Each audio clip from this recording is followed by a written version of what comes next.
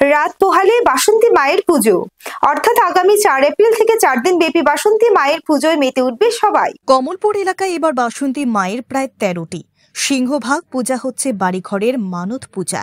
এই বাসন্তী মায়ের পূজাকে কেন্দ্র করে কমলপুরের ফুলছড়ি মূর্তি পাড়ায় মৃৎশিল্পী পুরুষ মহিলাদের প্রতিমা তৈরিতে ব্যস্ততা দেখা গেছে। বিশিষ্ট মৃৎশিল্পী রাজীব ভট্টাচার্য, মিন্টু রুদ্রপাল ও মৃৎশিল্পী অনিতা রুদ্রপাল সময় মতো প্রতিমার সম্পূর্ণ রূপ দিতে ব্যস্ত। এই মৃৎশিল্পীদের সঙ্গে কথা বলে জানা গেছে, এবার অন্য বছর তুলনায় বাসন্তী মায়ের পুজো বেড়েছে। মহিলা মৃৎশিল্পী অনিতা রুদ্রপাল বলেন, অন্যান্য বছরের তুলনায় এবার বাসন্তী মায়ের পুজো বেড়েছে। প্রতিমা তৈরিতে লাভ যেমন তেমন চৈত্র মাসে প্রতিমার অর্ডার পেয়েছেন, তাতে খুশি। আমাদের চলতে হবে।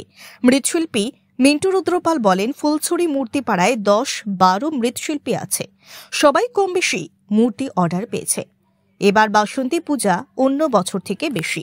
ফুলছড়ি মূর্তি পাড়ায় প্রতিমার সুনাম রয়েছে, তাই অর্ডার আসে ভালো। মৃৎশিল্পী মিন্টু রুদ্রপালের আশা, আগামী দিন বাসন্তী পূজা আশ্বিন মাসে দুর্গাপূজার রূপ নেবে। আগের তুলনায় এখন প্রতিমা অর্ডারে ক্যাশ টাকা পাওয়া যায়।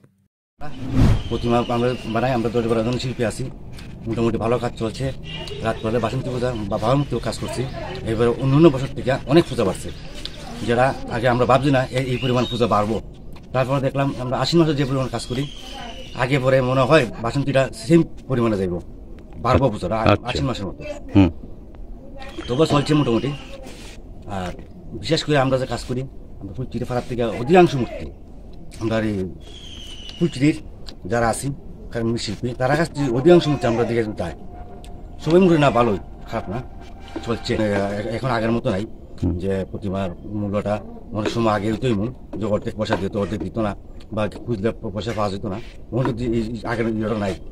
প্রত্যেকটি কাস্টমার যারা আছে ছোট বড়, কিন্তু হ্যান্ড টু হ্যান্ড পয়সা দেওয়া একদম ক্লিয়ার।